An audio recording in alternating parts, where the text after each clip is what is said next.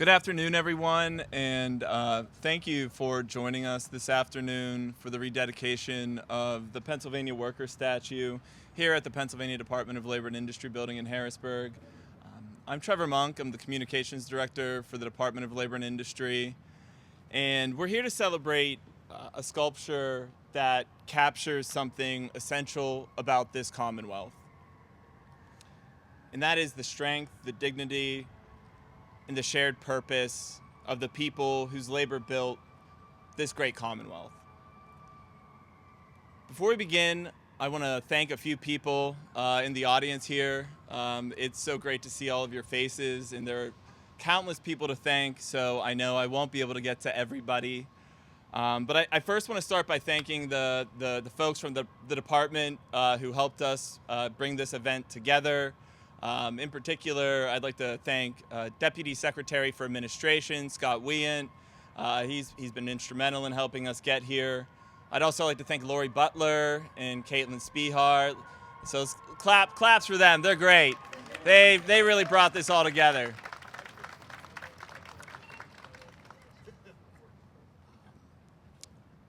I'd also like to thank the AFL-CIO. There are countless people here. We had RSVPs for Rick Bloomingdale. Is Rick here? Rick? No? It's okay, but for anybody that was here or is here from the AFL-CIO, thank you so much for originally commissioning and funding the Pennsylvania Worker. It truly has stood the test of time. It's also a little windy, so there. I will not be the only person with this problem today, I guarantee you that. I'd also like to acknowledge Bill George. He was the president of the AFL-CIO when this was originally dedicated.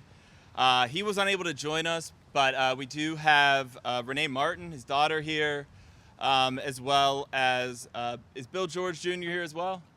That's all right. Well, that's great. That's good news. That's good news. And thank you for joining us. I'd also like to thank Bill Warren. Bill, right there. Thank you very much. You've been very instrumental. Bill was with Chief Counsel over at DGS, but now with Saul Ewing. He was very instrumental in helping us get to this point. And of course, I'd like to thank Bill Duffy, the sculptor and artist of the Pennsylvania Worker. Bill, I'm really glad that you're here. We've had a great conversation about the inspiration behind the Pennsylvania Worker, and it's great to meet you in person, and terrific that you're here. We'll hold on to each other. I mean, Bill, the Pennsylvania Worker truly has stood the test of time, not just because of the craftsmanship, but because of the truth that it conveys. You've captured something quite rare, in my opinion, and it's that quiet intersection between struggle and pride and strength and purpose. And to everyone involved in the creation of this, you have given the Commonwealth not just a monument, but a symbol of who we are and what we're capable of. So let's give it up for Bill.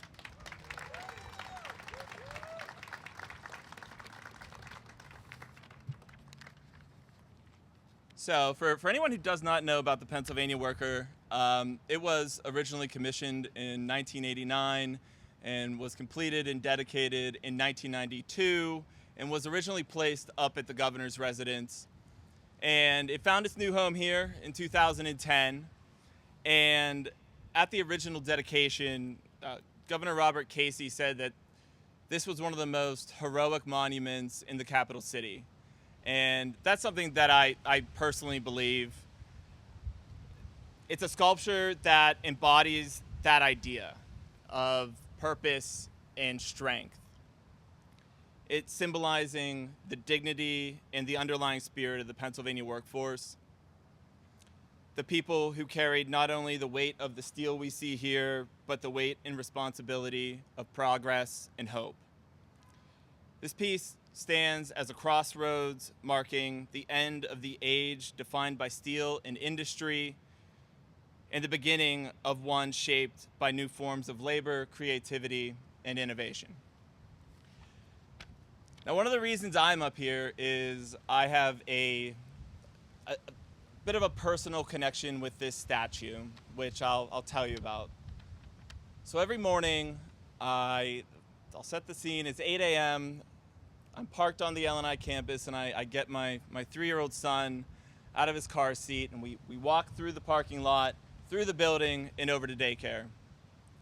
And like any 3-year-old who sees this, they say, "Can I play with it?" I say, "Yes, it's a 9,000-pound bronze statue. You can't really do too much." And every morning he tries to lift up that piece of steel, like trying to pull the sword out of a stone. And it's adorable. It really is. But one morning over the summer, he asked me like what he was doing. And I did not have a polished answer. So I said, "He's working hard. He's building something." And he thought about it in a toddler-like way where he's scratching his head a little bit. He goes, "I want to work hard. I want to be a builder." And for me, it was one of those moments that, as a parent, kind of filled my heart with joy and hope. Because I think that that's all anyone ever really wants, whether you're a parent or not, is just to see people do well and work hard. And so now, every morning that he stands on the statue or tries to lift up that, the steel beam, it means so much more to me than just a piece of art. It's a true symbol of everything that we're capable of. So it has a very deep personal meaning to me. So thank you for that, Bill. It's a really special kind of thing. So now, with that said, we have a few great speakers with us today. So it's my privilege and honor to introduce the Secretary of Labor, Nancy Walker. Well, good afternoon. I want to join Trevor in thanking so many of you for being here, our dignitaries, our friends from labor, and all of our colleagues and friends from the Department of Labor and Industry. Thanks for coming down to join us on this important day. I want to also thank our artist, William Duffy, for his inspiration, his hard work that really does, in fact, inspire us every day as we come to work. In him, I see all of the people that he represents. The men and women who have given their strength, their hard work day in and day out to build their families and their communities. And this is such an amazing statue because it does, whether you're a 3-year-old or a 61-year-old, it says something different to all of you. And for me, it's really personal. My mother's family is from Versailles Borough. And from everybody who does not know southwestern Pennsylvania, it's a borough in McKeesport, which is a city that's just a little bit outside of the Pittsburgh area. And let me tell you, the people of Versailles Borough, the fortunes and misfortunes of Big Steel were the fortunes and misfortunes of the people that worked in Versailles Borough. And my mother's family, they were all steel workers. And my mother, because of that toil and that hard work, my mother was able to go to college and become a teacher. And she and my father raised me to be somebody who respected the value of work and the integrity of a day where you really go out and you'd give it all you have. And that's ultimately led me to be the Secretary of Labor. And that's what I really love about this statue, is that it really speaks to people differently. So whether it's a parent or a grandparent that worked in the steel mines or put in long shifts, or whether it's the pride of a trade that was passed on from a generation, it really is a reminder for all of us of something about where we came from. Certainly for me, it's about where I came from, but it's also this inspiration for me every day to know why I do what I do and why I support working people. That is the power of the Pennsylvania worker, right? Is that it belongs to all of us. It reflects all of us. It says something different to all of us. It doesn't stand for one job, I don't think, for one job or one industry or one moment in time, but it really stands for all of Pennsylvania workers, whether you're a steel worker or a teacher or a nurse or a miner or a caregiver, a public servant, the women and men who give their all every day to build their families and their communities. And for me as Secretary of the Department, It reminds me every day that I come here, of why I do what I do. Because behind every claim, behind every apprenticeship, behind every workplace safety issue, there are people, real women and men, working people whose lives depend on us here at this department getting it right.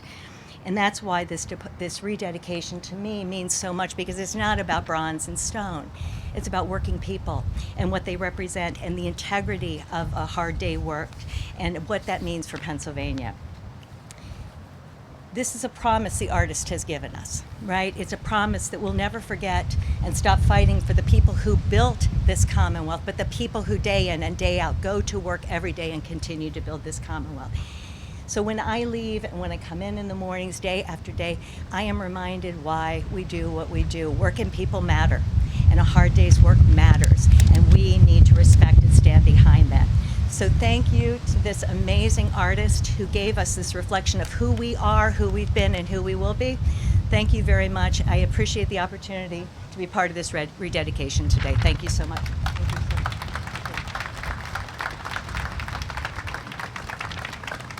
Thank you, Secretary Walker. It's now my pleasure to introduce the Secretary-Treasurer for the Pennsylvania AFL-CIO, Maurice Cobb.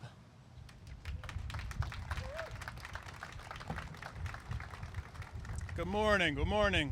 So, since it's so windy, I decided to go electronic. Let's hope my electronics keep up here, yeah. So, good afternoon, and thank you for joining us today. My name is Maurice Cobb, and I'm the Secretary-Treasurer of the Pennsylvania AFL-CIO. We represent a little over 700,000 members in the Commonwealth. That's 51 different affiliate unions, and we represent members in every county in the Commonwealth. Thank you. We gather here today for a meaningful occasion to rededicate the Pennsylvania Worker Statue, a celebrated reminder of the sacrifices made by working men and women, both union and non-union, all over the Commonwealth. I want to begin by acknowledging and extending a huge thank you to Labor and Industry Secretary Nancy Walker for hosting us here at the headquarters and shedding a new light on this important monument. I was installed a little over 15 years ago as a valued symbol of labor unions and workers across this great state. With everything going on right now, federal shutdown, a state budget that's gone haywire up here, it's really a bright light that and a breath of fresh air getting to do something like this today. The dedication of this bronze statue originally placed under the Casey administration on Labor Day of 1992, out of all days. I was really happy when doing some of the research of this and found that out. And of course at the Governor's Mansion, as previously mentioned. Sculpture is more than just a tribute to the Pennsylvania worker. It was meant to be a daily reminder to the governor and those who would come after of the work that was put into building the Keystone State.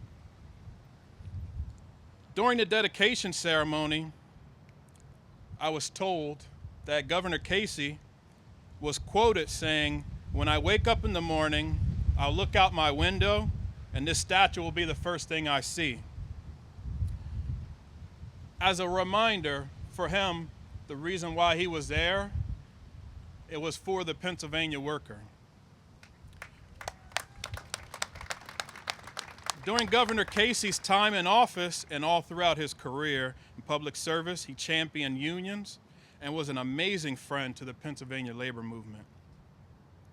To put a little historical perspective on this, like I said, through doing some of my research, because in 1992, when this is dedicated, I was 12 years old, so I didn't know anything. It was very inspiring talking to so many different leaders of the past, just finding out the work that went behind this, working with Bill on the design and everything, and the governor's administration on the placing. But a little historical context, like it was mentioned, it was purchased by the AFL-CIO along with a few of our various unions, some of the stones you can still see here. I'm told there was more, and they're placed somewhere in an unknown location. Along with various affiliate unions, purchased this statue and helped identify the prominent installment location outside of the governor's mansion, which was as important as the message as the sculpture symbolized. As union leaders, Pennsylvania AFL-CIO President Emeritus Julius Uihlein, Billy George, and Rick Bloomingdale were crucial in the process to see this Commonwealth working men and women, past, present, and future, be recognized and honored in such a profoundly moving way. I've been told, like I said, that there's pieces of it that were moved that it would be awesome to see one day be reinstated and put in and made whole once again, optimally back on the governor's mansion grounds where it was originally meant to be. And I told Billy I would say that. So regrettably, Billy, Rick, and President Ferrito weren't able to make it today. Angela is up at the Capitol today doing some things with the budget. But we have today Billy's daughter, Renee Martin, here in the crowd that was instrumental in helping with some of the research for this. Thank you for coming. So, as I said, I'm elected to the AFL-CIO, which we represent all unions, but I'm a proud steelworker, fourth generation steelworker. So this statue, it's arguable what trade he comes from, but I like to call him a steelworker. This reflects a deep sense of purpose, impact, and fulfillment for me, particularly in the wake of plant idlings, which my plant down the street in Stilton is one of them. I still have two brothers that are, I guess you can say, employees there, even though it's idled at the current moment, not knowing what their next move is going to be. Also, the federal government shutdown and the continued state budget impasse. This statue rededication serves as a solid reminder for us to continue to advocate for stronger labor practices, protections, safer work environments, dignity, justice in the workplace, and a culture that values every worker's life and their contribution to their work in this state. I thank you, and thank you for coming out. And I hope that this rededication and just the overall meaning of it hits home. Like I said, through doing the research, it kind of, I don't want to say it drew a tear, but it was very emotional for me hearing some of the battles that went on with the placement and the moving and things of that nature. But like I said, I have immense respect, and I want to say thank you to Secretary Walker for rededicating it and doing this again. Thank you.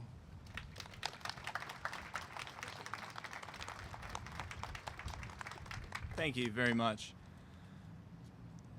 Our last speaker today is the artist whose vision, talent, and craftsmanship gave life to this extraordinary monument. His work has become a part of the landscape of the Commonwealth and a lasting tribute to the people whose hands built it and whose spirit continues to define it. So please join me in welcoming Bill Duffy, William Duffy.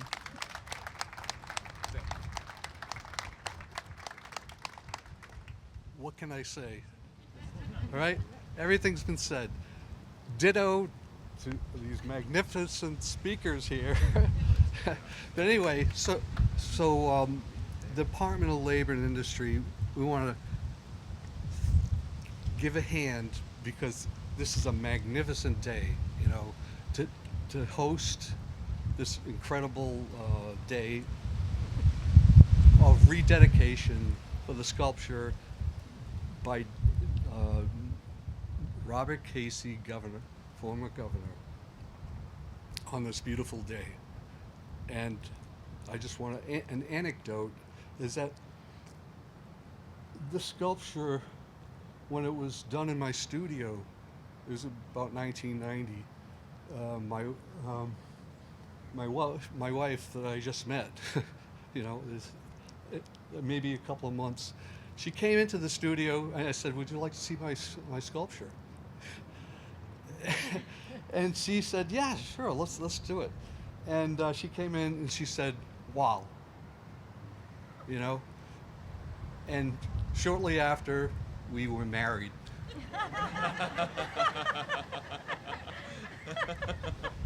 And 35 years later, we're still married. You know? That's it. And then I went to Lancaster, Pennsylvania. There's a great foundry that did the casting exactly the way it was made in at my studio. And so their art research and technology, it's fantastic people. And all the people that were involved, you know, it's been said, you know, but Bill Warren is one of the, he's the one that walked me through the whole thing this past, what, 30 years? When did I meet you, Bill? 2010, okay, until 2010. Ever since then, he's been calling me every single year, and it depends on, you know, what the new governor or the new administration was. You know, we hemmed and hawed, and eventually it came out this most recent, or actually, yeah, it was in July, or actually earlier than that, and we were able to put it all together, and that was it. The rest is history, and it represents hard work. That's what it's all about. We got to get back to work. You know, it's okay to use your back and your hands. You know, it's okay. And it's okay because it's the transition between industrial and medium. You know, the new media, and it's AI is okay. Don't be afraid of it. You know, it's just like working and, you know, using your hands and using your mind. It's using your mind, the muscle of your mind, in order to get what you need, get what we need as a community, all right? And that's what it's all about. And I don't want to say anymore because I can go on for, like, you know, because I teach and also I give lectures about all this stuff. And I'm into AI. I do a rapid prototyping and mathematics. You know, I just finished a sculpture for Indiana University with a Professor Andrew Hansen, who did the graphics for string theory, the Calabi-Yah from Harvard, and it's just amazing. And I was able to do it in the same foundry, cast it in stainless steel. And it's just, and people say, "Well, why are you doing this abstract work?" I said, "It's not abstract. It's more real than reality." And anyway, okay, that's my most recent. I won't make any more remarks. Thank you.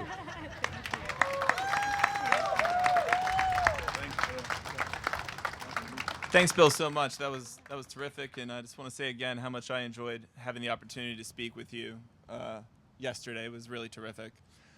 To close out the program, I'm going to bring Secretary Walker back up to read a proclamation from Governor Shapiro to acknowledge the rededication of the Pennsylvania worker. So please join me in welcoming Secretary Walker one more time. So I am happy to be here on behalf of the governor, who issued a declaration for today's rededication, which reads in part, "As governor and on behalf of all Pennsylvanians, I'm honored to recognize the rededication of the Pennsylvania worker and extend my deep appreciation to all of the dedicated workers who have helped build our Commonwealth and ensure that it continues to thrive. Please accept my sincere wishes for a memorable event and continued success, given under my hand in the seal of governor at the city of Harrisburg this 8th day of October 2025, the year of the Commonwealth, the 250th. Josh Shapiro."